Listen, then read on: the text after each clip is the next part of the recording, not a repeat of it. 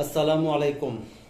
আমি আজকে আলোচনা করব আঘাত এবং অপরাধমূলক বল প্রয়োগ এই বিষয় দুটি সম্পর্কে। একটা উদাহরণের সাহায্যে আলোচনা করতেছি, আশা করি ইনশাল্লাহ সবাই বুঝতে পারবেন। যদি কোনো ব্যক্তি অপর কোনো ব্যক্তিকে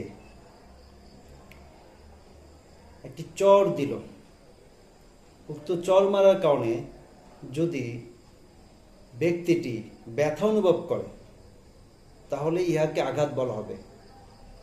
চর মারার কারণে যদি ব্যক্তিটি ব্যথা অনুভব করে তাহলে ইহাকে আঘাত বলা হবে।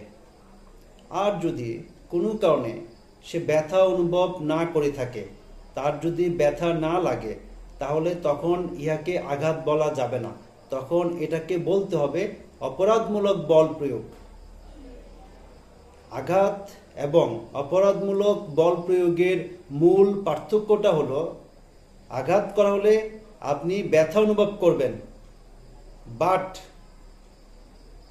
যদি ব্যথা অনুভব না করেন তাহলে ইহাকে অপরাধমূলক বল প্রয়োগ বলা হবে।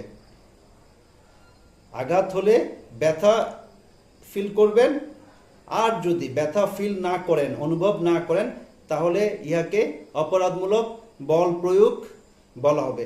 আশা করি সবাই বুঝতে পেরেছেন।